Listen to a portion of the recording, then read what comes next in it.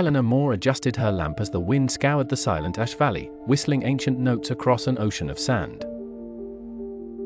Night in the valley was heavy, unnaturally dark, and her engineering tent trembled against gusts that seemed to murmur in lost tongues. She was sent here by the Institute after mysterious ruins surfaced from beneath the desert, their origin untraceable and their presence unrecorded on any map. On her third night, Helena sat hunched over blueprints, calculating load paths, but her numbers twisted, impossible values coiled through her mind as if her subconscious was solving a riddle beyond reason. It wasn't the first time. Since childhood, odd equations beckoned her in dreams, dimensions intersecting at strange angles, spirals folding into themselves. A low crunch of footsteps echoed outside the ruins. Instinct warred with caution. She gripped her flashlight and stepped out, heart pounding beneath her parka. The moonless sky pressed on her head. There, against the fractured monoliths, stood a man. His silhouette shimmered oddly, eyes glowing like the dull embers of extinguished fires. "You seek answers to a structure that cannot be solved," he whispered, voice rasping as dust. He traced a pattern in the sand, symbols Helena recognized from her dream calculations. "This place was never meant to be found," he continued, gesturing to the stone outcrops. Ash Valley is not a desert thrown by nature. It was engineered, a prison for what must never wake. These ruins are locks. But time erodes even the strongest sealars. Your mind was shaped for this purpose.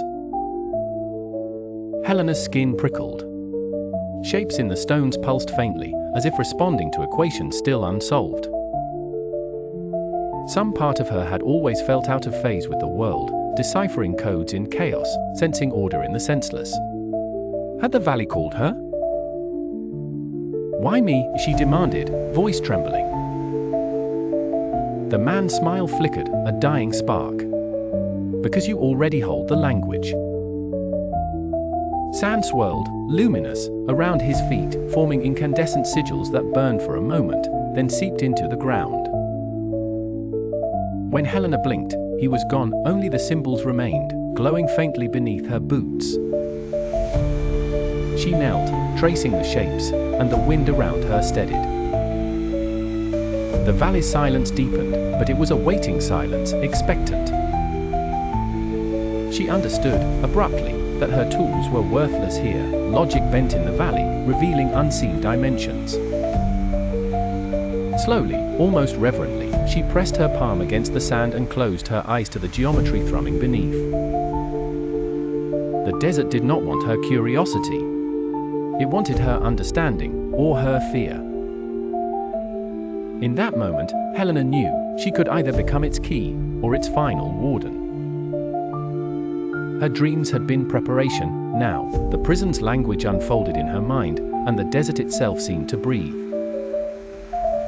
In Ash Valley, the only structure left to engineer was the boundary between reality and the waking nightmare below, and, as dawn crept over the haunted sands, Helena was no longer sure which side she stood on.